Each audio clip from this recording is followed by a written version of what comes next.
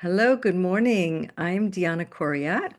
Loreto Rojas and I are the hosts of MendoLatino, so welcome everyone.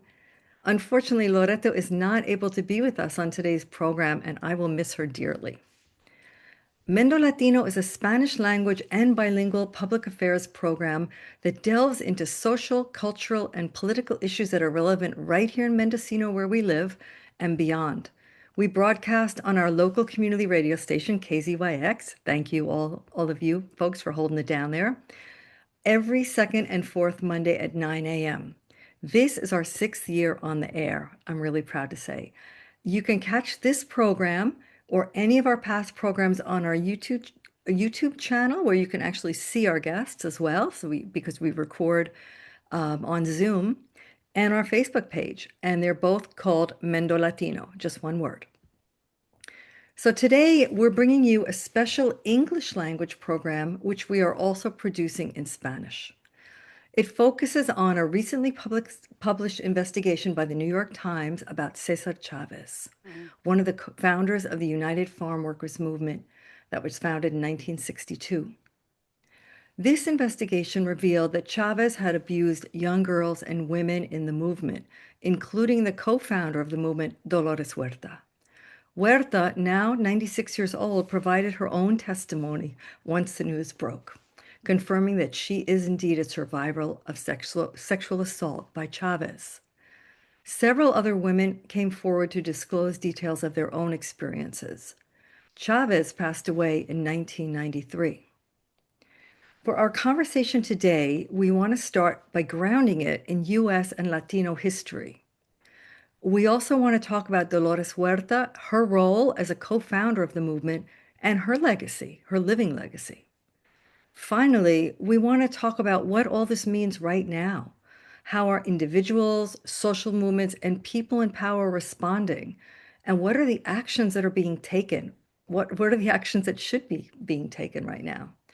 I do want to add that some parts of this program might be disturbing to some of our listeners. So take care of yourself. To guide us in this conversation, we have invited three wonderful women to share their knowledge and perspectives with us. Two are historians, and one is a psychiatric nurse and healer. I would like to tell you a bit about each one of them before we begin. I'll start with Laura Dominguez. She is a historian of race, heritage, and placekeeping with nearly 18 years of experience in heritage conservation. She specializes in creating partnerships with projects in California and the West, and with expertise in culturally relevant collaborations with women, Latinx, LGBTQ+, immigrant, and tribal communities. In 2014, she co-founded Latinos in Heritage Conservation and continues to serve on its board of directors. Born and raised in San Gabriel Valley, she earned her PhD in history from the University of Southern California, where she currently serves as the 2026 postdoctoral scholar. Laura previously worked as a Mellon Humanities postdoc fellow with the National Park Service and was recently appointed to the Los Angeles Cultural Heritage Commission. Laura, welcome to our show. Thank you so much for having me. I'd like to now introduce Xochi Morales de Martinez. Xochi, who has been on our show before and is local to Ukiah, was born in Michoacan, Mexico, and she moved to the United States at the age of 12. She began her career as a licensed vocational nurse and then went on to earn 2 master's degrees, one in nursing and another as a licensed marriage and family therapist. Working as a psychiatric nurse with the Mendocino Community Health Clinic in Ukiah since 1992, she provides psychiatric and counseling services and serves on the Community Bioethics Committee, which focuses on how to provide appropriate care to the Latino population. Xochi also serves on the board of the Mendocino County Cancer Research Centers and on the City of Ukiah's Diversity and Inclusion Board. She is the co-founder of Native American Spiritual Leaders of California, an organization dedicated to assisting incarcerated Native Americans. Xochi, welcome back. Okay. Thank you for having me back. Always happy to have you on our show. And last but not least is Sehila Mota Casper. Sehila is a leading historic preservationist and heritage conservationist. As the inaugural executive director of Latinos in Heritage Conservation, a national nonprofit, she champions the preservation of Latinx places, stories, and cultural heritage across the United States. Before working with LHC, Sehila was the senior field officer for the National Trust for Historic Preservation, directing projects in the U.S. and contributing to the City of Austin's preservation initiatives. She holds a Master of Fine Arts in Historic Preservation from, I believe it's Savannah College of Arts and Design, yes? Where her thesis was the first in the US to address the systemic underrepresentation of Latinx heritage in national historic preservation, laying the groundwork for a national strategy to conserve Latinx sites. Welcome back. Thank you, Diana. It's a great pleasure to be here with you.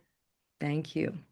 Well, I would like to initiate this dialogue today. At Mendo Latino, we usually start with ourselves, and I just want to ask each one of you, just to begin, can be very brief, just telling us a little bit about your own reaction when you read or heard the news for the first time about Cesar Chavez. Um, Anybody can begin? Laura, how about you? Of course, thank you. I think like many women, I felt gutted. I felt devastated having had the privilege of meeting Dolores Huerta several times. My heart immediately went to her. But I also, in holding that space for that pain, my the thought that crossed my mind was, of course, that powerful men abuse their power. It doesn't matter what their identity is. We know this as women and we know this as Latinas. And so I've been very grateful to be in community with other Chicana activists, who've been people like Sehila, to be able to kind of process this together. It's not been isolating, and I've been really appreciative of And Sochi? Yeah. When I first heard the news, I thought it was a hoax. Hmm. Um, and I actually ended up calling a mutual friend that knows Dolores Huerta very well to verify the information. And obviously, um, I was shocked. And then my mind began to, wonder how this was going to unfold. Um, Given that we had been honoring Cesar Chavez for generations. And I also was concerned as to what would happen to Dolores Huerta, because coming out like that, you know that there's arrows are gonna come your way. And then also the reactions of people, organizations. So my mind was like on like a whirlwind. That was my reaction. Thank you. And I'll jump in. To Similarly, Sehila. hi, thank you. Similarly to Lauren Sochil, I was very surprised. Um, it took me a few minutes to process it, especially because this is someone that, folks of my generation and previous really looked up to and just really grappling with that. Um, but also not surprised, as Laura said, the fact that we have men in a seat of power alongside of young women, especially in a male-dominated field. Um, it just wasn't surprising, and sadly for women, that's a truth that we all hold. And I also have met Dolores Huerta, and so my second thought around this was just my heart going out to her and really feeling the braveness that she had and allowing that to be an inspiration to me, and just how much that speaks to um, her own strength and belief in the farm workers movement and that sacrifice that she had to make. But it was just very hard to begin to think about just internalizing it myself. And then, really, as a professional, my brain just started rushing and thinking immediately within a few minutes, how are we going to save that national monument? Because I knew it would be on the chopping block. So it was a series of from personal to professional process. And again, just not surprised.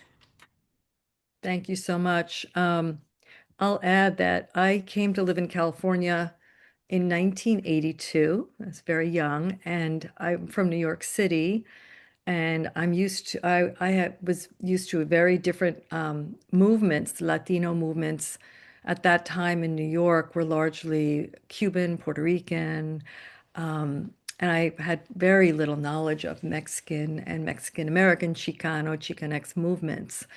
And I just remember hearing so much about Cesar Chavez. As soon as I got here, most of my friends that where I worked at the housing authority in Santa Cruz were Chicana. Some identified as Chicana, some as Mexican American. That was all new to me, like all the different ways of identifying. But it did, it was very important. We lived next to Watsonville, which is a large agricultural area.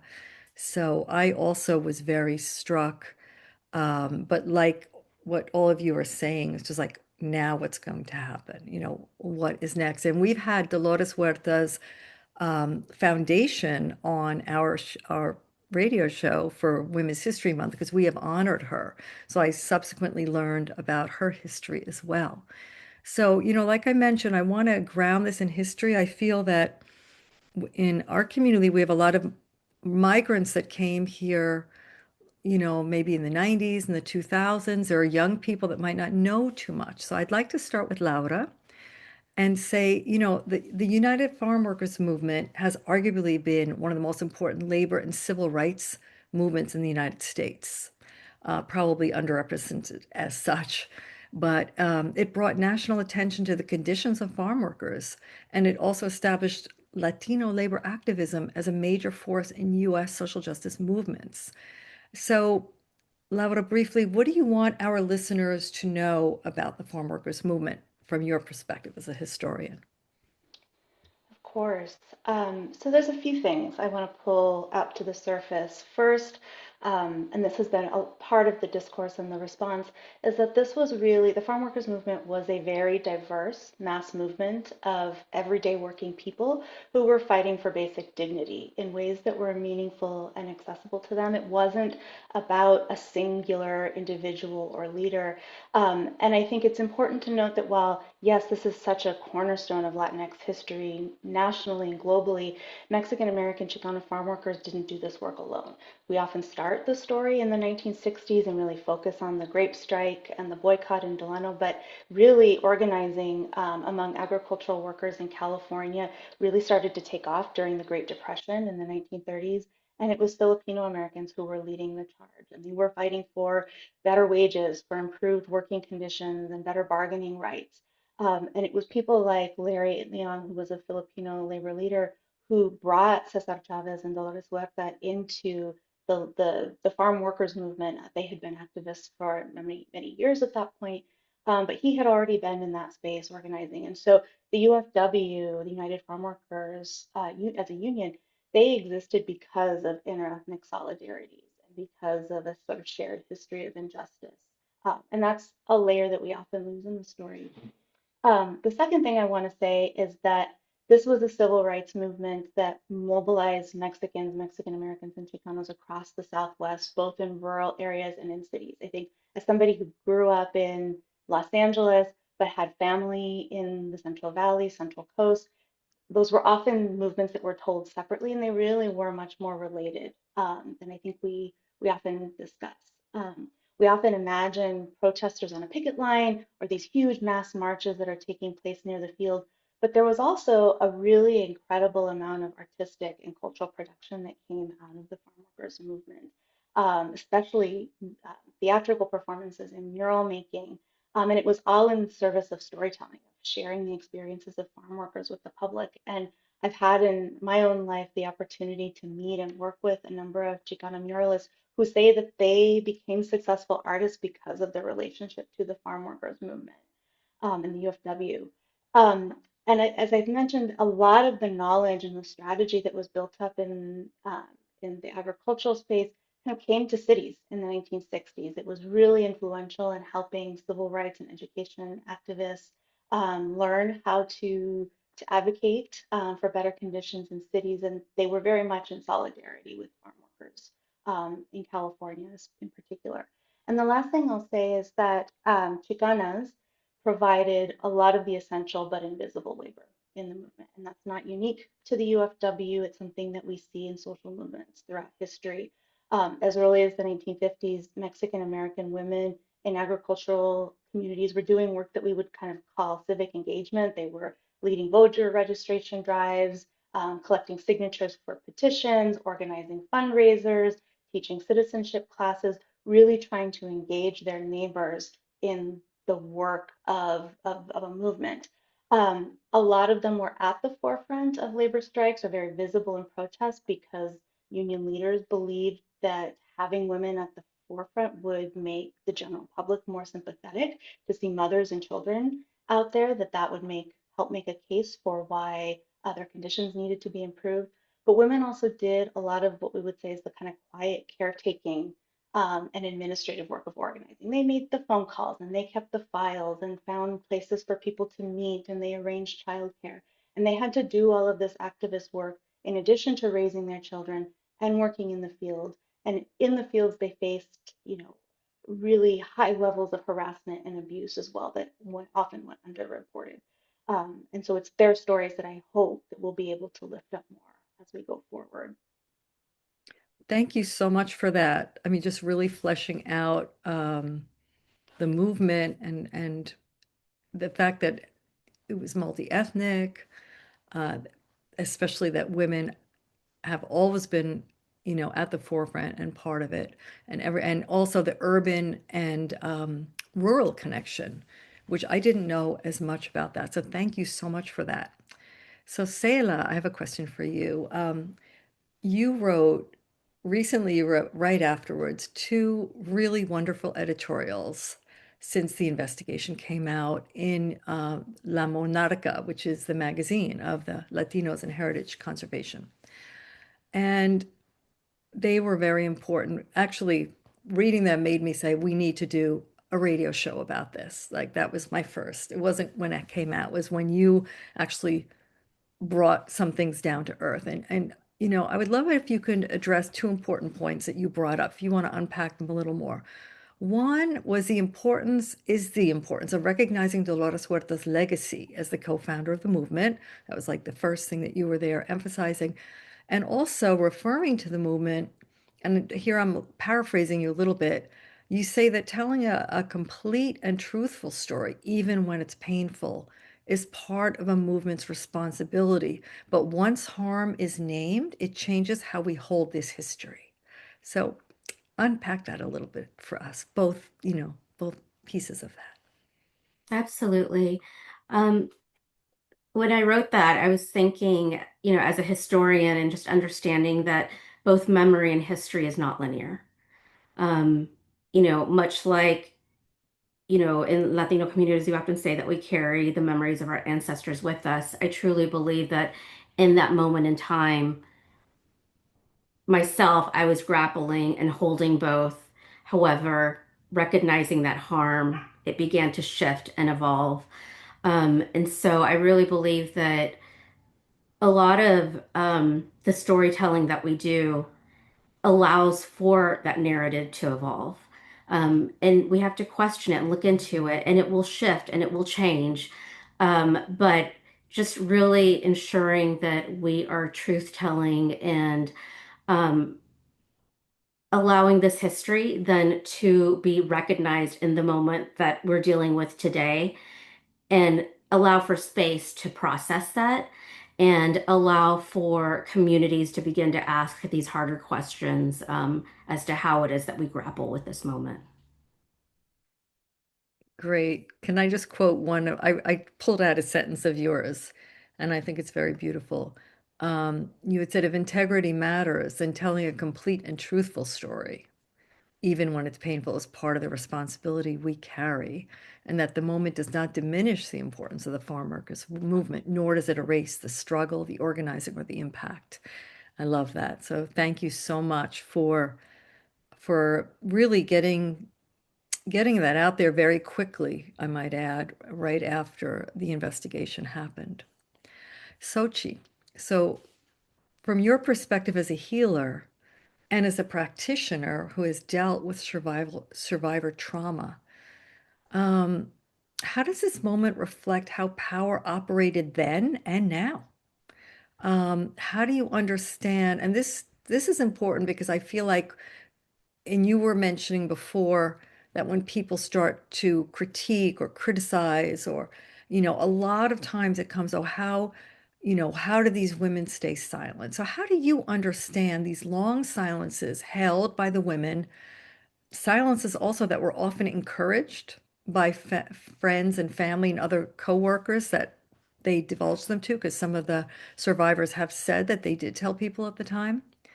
Um, how do you take that in? How do you understand these silences by women, and Mm. how do we think about that? Help us think about it.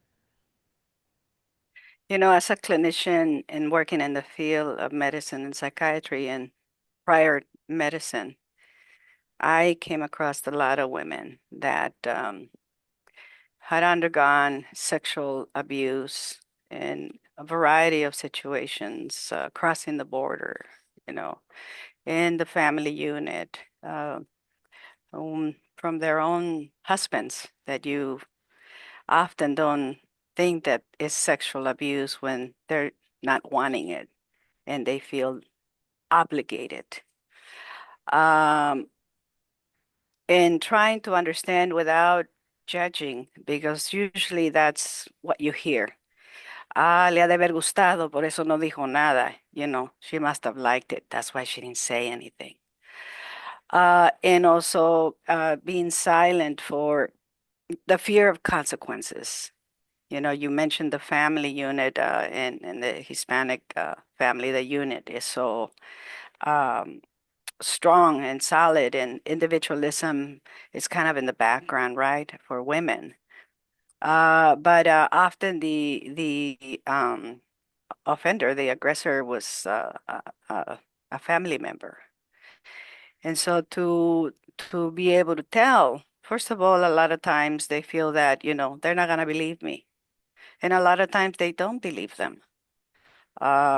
They'll make up a story or a reason why the young lady, or a grown woman uh, speaks about the abuse. There's other reasons as well. A lot of times the women don't have a place to go. They don't have the financial support. So they feel trapped. They feel trapped.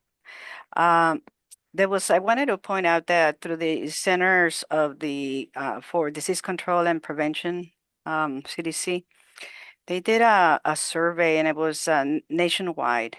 This was in 23, 24, and it was interesting to see the reasons why they gave of not reporting. And I'll just say a few. What if no one believes me? I feel ashamed. What he did was wrong, but I don't know. I don't want to get him in trouble. A lot of times, was I somehow to blame? Let me turn my little page. He didn't technically rape, sexually assault me. It's important to take in mind that, because a lot of times uh, the misunderstanding is that if there was no penetration, then it was not sexual abuse, and sexual abuse can be defined not just penetration, but, even verbal. If I tell I will destroy my family, everybody will think that I'm bad. Everyone will feel sorry for me. Sometimes it's blocked. The woman might not had recollection, because the brain has a way of dealing with trauma, with traumatic events, and and it's parts of our brain will deal with the trauma for preservation, and the trauma will be stored in a certain part of the brain, and we can, we're talking about the amygdala and the prefrontal cortex and hippocampus, and and it will be like stored in a file. Somewhere along the way, something happens, a trigger of some kind that will then bring that memory back. And I will personally can attest to that. And I am a survivor. And so it's very common that that can happen where it's put away and you don't remember. So a lot of times the silence has to do with that blocking, that all of a sudden down years down the line, you go, oh, that comes up a lot in psychotherapy and the counseling sessions. So there's a variety of reasons why um, kind of there's a silence. And then again, there's a rule right within any trauma, any abuse. Don't ask and don't tell. Yeah, don't ask questions and don't tell. So I hope that gave you a little bit of, answer to your question. Yeah, very much. Because as soon as the news broke, I was standing next to a guy and we were talking about it. And he was like, I don't get it. Like, I don't understand why do, especially I hear that so much. And another thing that I've been hearing a lot in this particular case is on like in the social media, people saying things like, "Oh, a great time to talk about that because he's dead now and he can't defend himself." And so there are all these kind of rebuttals against a woman being able to come out with a disclosure at any time in her life. And I think what you're saying is Yeah, any time is the right time, and sometimes people right. cannot Yeah. disclose And earlier. yeah, and you're correct. I took it a little bit further that way, and I was asking people, what do you think about this? And a lot of it was, oh, there's a second agenda here, wants the recognition, and a lot of that um, denial and minimizing and making it seem like it's her fault still, right? Yeah, thank you so much for that. I really wanted to address the different criticisms because a lot of times, like you said, people blame themselves, and people, yeah, women that have been abused will also interiorize these critiques. So I think it's just important to bring it out.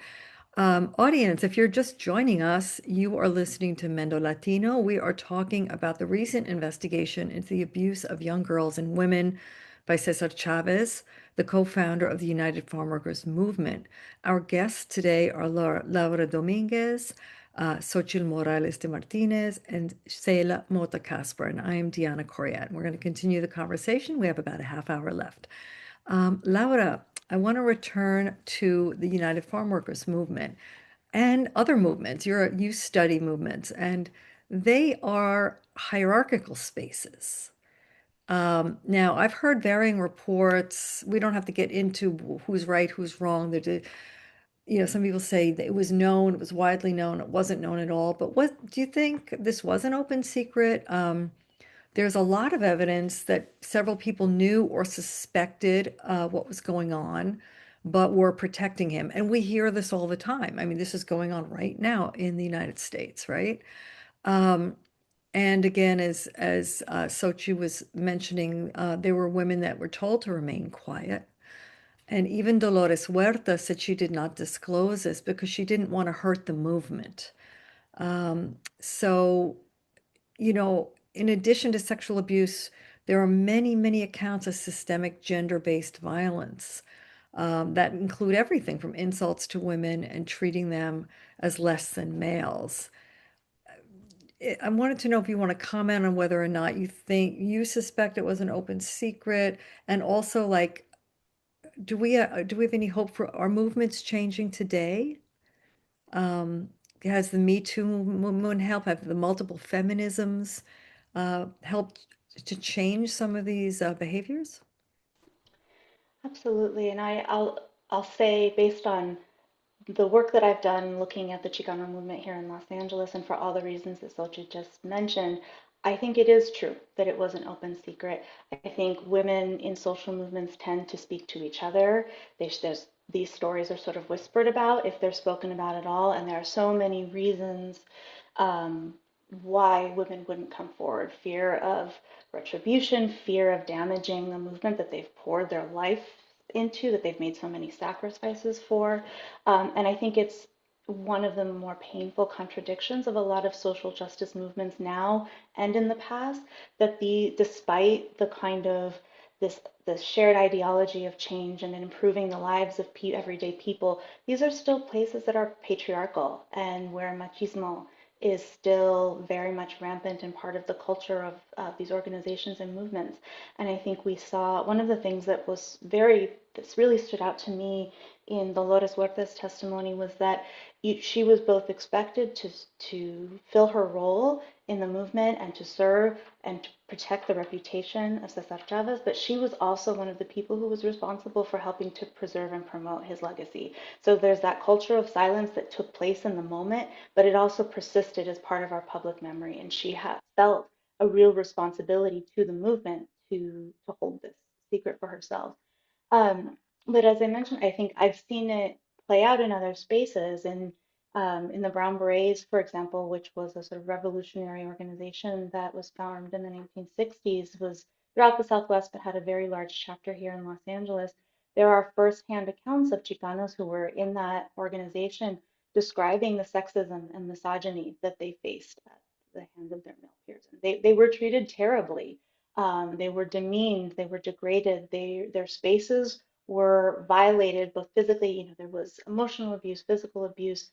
And at one point, a group of Chicanas chose to break away from the Brown Berets and to form their own organization because they said, in their own words, the harassment and the abuse that they faced from other Chicano men was worse than what they were dealing with under the system at large.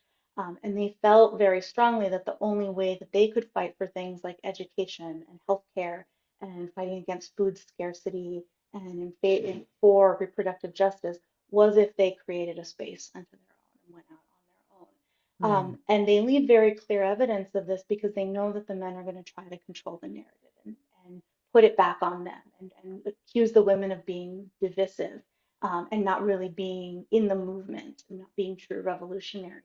Um, and I think looking back, that kind of separation worked in these kind of smaller, localized, community-oriented settings. I think it would have been very difficult for women within the farm workers movement to set out on their own. There was such national scrutiny, it was such a massive movement, and there was so much internal pressure to present a united front. Um, and I think, and I can say a bit more about this in a little bit, but I think one of the things we've seen change in the last 50 years since the 1960s, 70s, 80s is that the women's movement has really changed the conversation about sexual violence and power in our institutions. And in the last decade in particular, we've had to really reckon with rape culture and misogyny. And I think as digital media for all and social media for all of the harm that collects and gathers in these spaces, it's also a way in which women are more easier to share and hear one another's stories. They're able to do so in some ways anonymously, that there's a little bit more solidarity that we can build across space that makes it possible to come forward. It doesn't necessarily guarantee justice, but I think there's something we're now at a place where the loudest refrain is to believe women, and that would not have been possible at the time that this was occurring within the UFW. That's so true. I did feel like, although there was a lot of, noise on social media, I did feel like it was one of the quickest I'd ever seen when survivors are actually acknowledged and believed. And even I looked into how the New York Times did their investigation.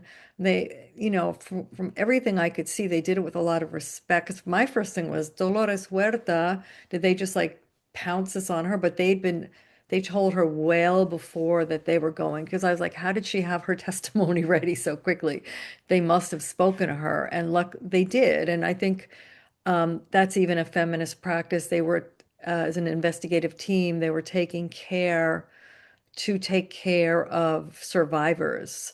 Um, there were others that didn't want to come forward. I don't know those details, but the people that did come forward that are put forward in the investigation did come forward themselves as well. But speaking of quick turnarounds, I have a question for Sehila, because you deal with conservation all the time. And we also noticed that within a few days, murals, statues were removed, street signs came down, replaced by the old street names, unfortunately. The California Museum announced that it would remove Chavez from the State Hall of Fame, the first removal in its history. Several states and cities canceled their yearly celebrations of Chavez. The state of California passed Assembly Bill 2156, which changed the name of the 31st of March public holiday, previously called Cesar Chavez Day, to Farmworkers Day as a response to this allegation. So I kind of held this in two ways. Like, one was great, again, like in terms of feminism, like this is an advance that action is being taken. But then I'm like, it's a brown man. And it's coming down very quickly. Where we have Confederate soldier, even Fort Bragg is named, the town that I live near is named for a Confederate soldier, and there's a constant debate of whether we should change the name or not. So some things come down quicker than others. And as a preservationist, as a historic conservationist, I'd love you to comment on just any way you want to, intervene in this conversation. Absolutely. Throughout the Southwest, we saw such a strong reaction to this moment. Um, and I think you're right. There, that speed was reflected, and we saw it all over social media and in the news, where individuals, especially Latino communities, were speaking out and standing with, all of the women that were assaulted in this movement. And it was a very beautiful thing to see the reaction, especially as in contemporary society and in current news, there are many men that are being questioned right now around their accountability with young girls and women. And yet here we were, quickly supporting, and you're right, with a very feminist approach. And that even made it a little bit more just beautiful to me, and that it wasn't just women. We saw a lot of male leaders, a lot of Latino leaders standing up and speaking out to acknowledge this moment. Um, and it showed that, as a community, as people, we no longer want to hold, that harm. It's okay for us to question that legacy or to separate that legacy because of this harm that we learned of. We also saw throughout the Southwest that numerous murals were being whitewashed, and this to the detriment of, it not coming from community choice. It actually was a very much governmental agency top-down reaction. I live in Texas, and, the Cesar Chavez Day, is being questioned to be removed. And there's just so many other things that are occurring. We see it with other forms of artwork, like with statues of Chavez, school names, in the various ways that we choose to commemorate. There's so much that's occurring, and not just in preservation, it in the textbooks and the school books. And as we're doing this, as we're having this knee-jerk reaction, right, to really consider what community's response will be, what we're doing is we are threatening then the longevity of this history and our memory of this history. Because if you remove it and totally erase it, my first question is, what's going to replace it? And if we don't have another story that's going to replace it, and in this case, we would advocate for broadening that narrative and recognizing that it was a collective history that occurred here, a full moment. So it's okay that you take away, Chavez from, this one aspect of your community mural, if you like. You know, I would encourage you then to question, what other, farm workers really impacted or affected your community? Or was there another social justice leader that you could commemorate, or another movement that you could commemorate, a woman of color that you could commemorate? But really, what we're asking at Latinos in Heritage Conservation is for us to really be thoughtful about this moment and consider not erasing Cesar Chavez, but more of a reinterpretation that understands that this history is so important. It's central to the American narrative, and we can't just whitewash it. We have to continue sharing that story, sharing that legacy, because it was about hundreds of individuals, not just one face and one man. Yeah, I think at one point you talked about in one of the editorials, how do you move from a hero-centered narrative to a community-centered narrative?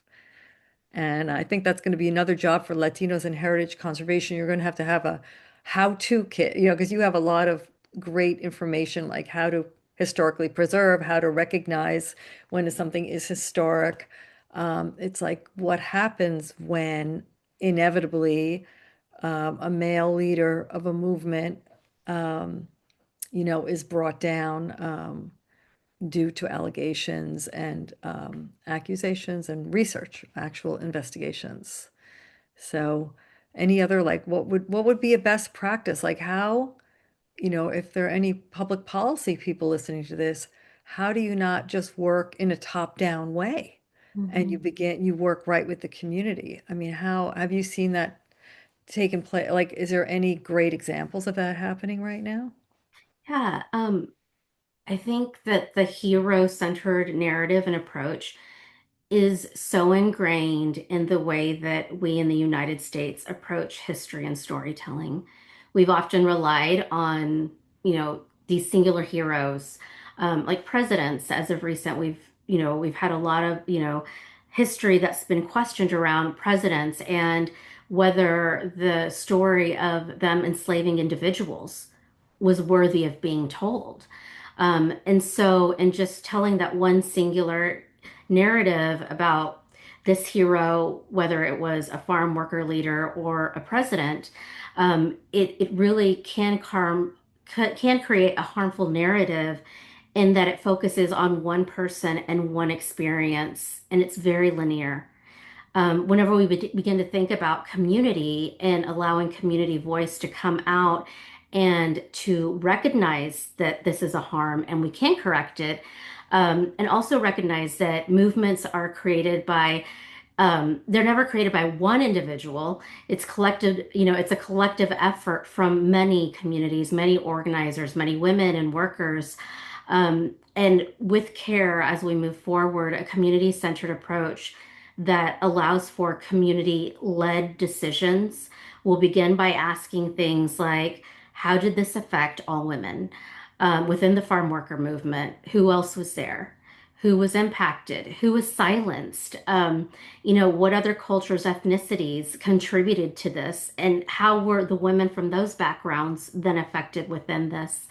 And so, best practices that we see that have been done have been allowing community to step forward.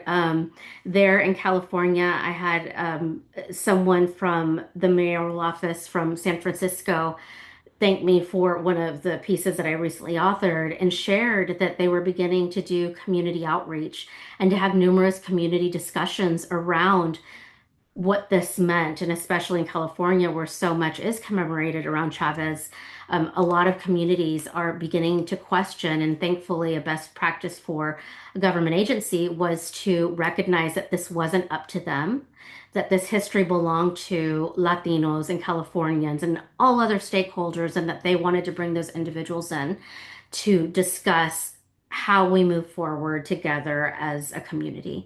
But ultimately, best practices in this, and whether it's our storytelling or, whether it's in the community action that we're seeing, like there in San Francisco, it's really about redistributing that power, not making it a top down or not making it about a singular hero. now recognizing that this is a collective effort that's affecting us all now collectively, and this is the opportunity that we get to do it better. Fabulous. That's great. Xochitl, um, in the same line, like, so how do we build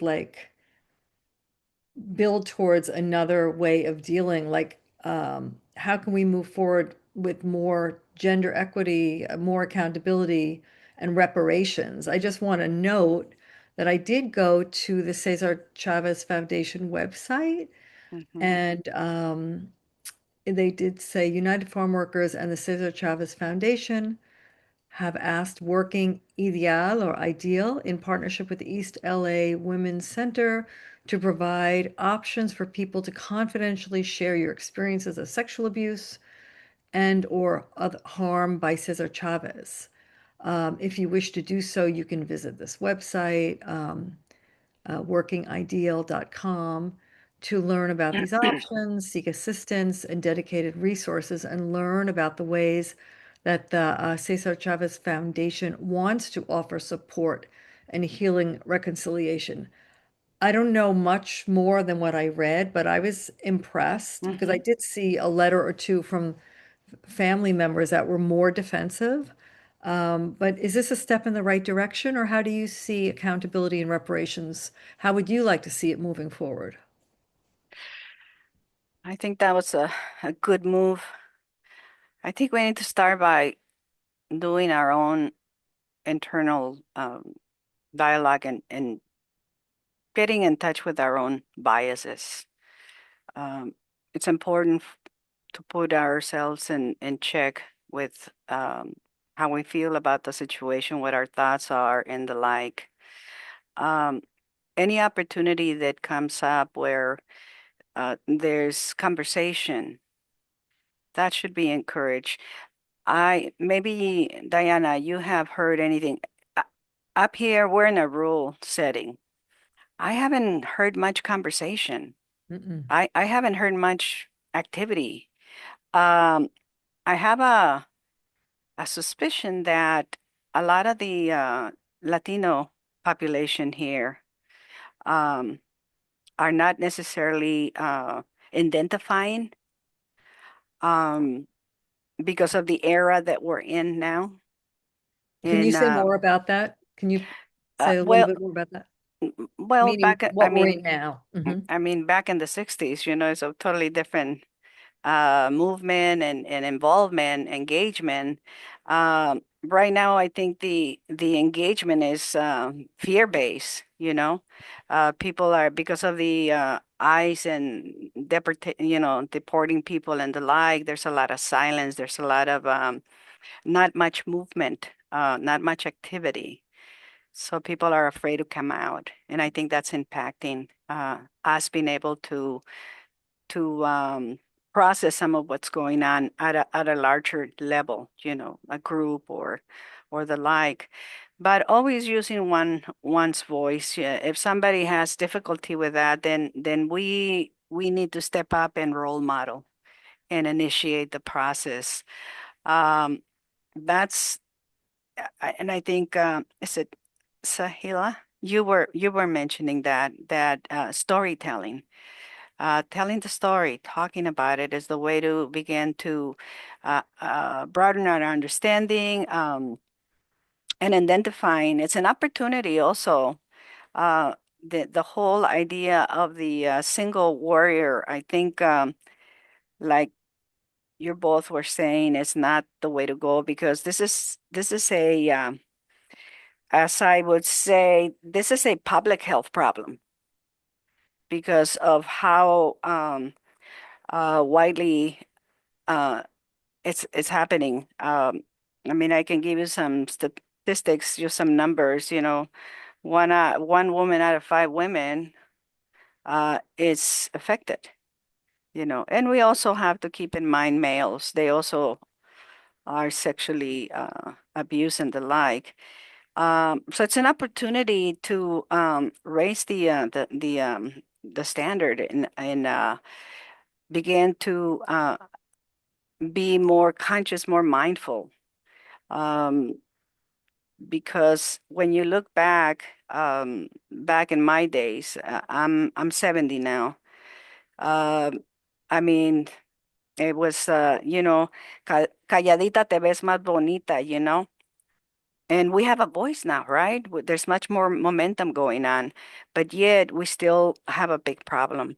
So doing self-reflection, uh, taking advantage of any opportunity when it comes up, but also you can be proactive by initiating, like you're doing, through the means of the radio, and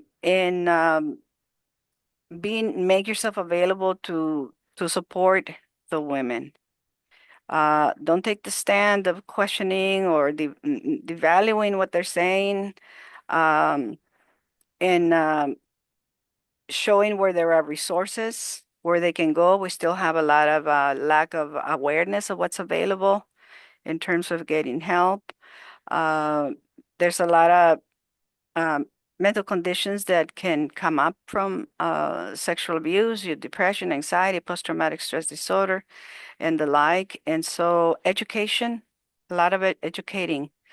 Um, as far as ceremonial practices, obviously within the indigenous community, you see opportunities to partake in that, and so there are talking circles. You have the purification ceremony, le dicen temazcal en español, sweat lodge, seeking those individuals that have that knowledge, and that's a different way of approaching healing as opposed to Western models.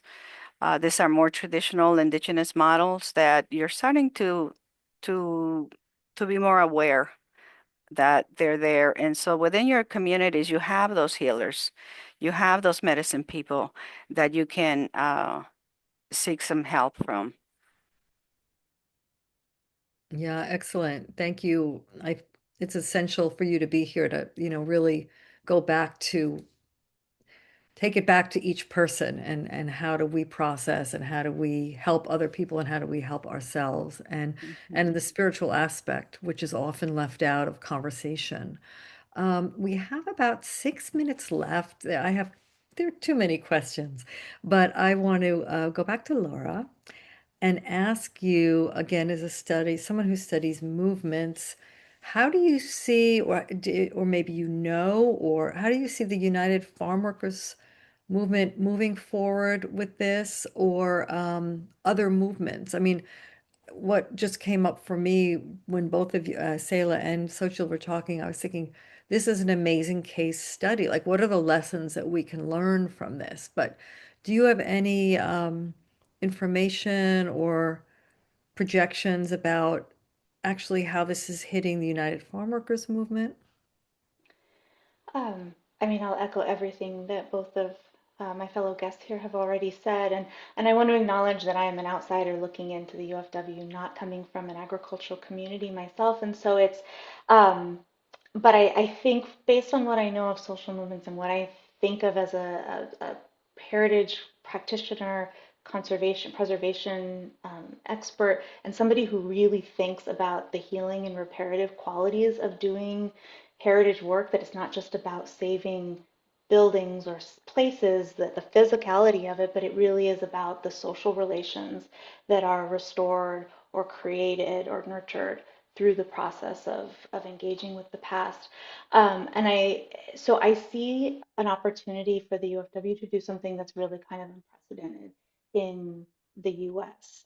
I think around the Can you world and in repeat some, that last thing? It might have gotten cut off. oh, of course, I For them, think an that there, opportunity to do what? to do something that's actually unprecedented here in the US. We globally, there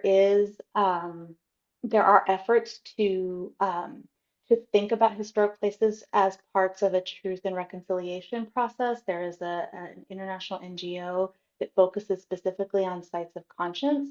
And there are some sites of conscience that have that official designation here in the US, but we certainly can do more to kind of bring that way of thinking into our policies and our procedures and best practices for how we approach historic places. I think the UFW, as what you kind of alluded, I mean, this is a crisis moment already. This is an incredibly difficult moment for them to be having to do this kind of deep cultural and historical reckoning because there are very immediate and present dangers.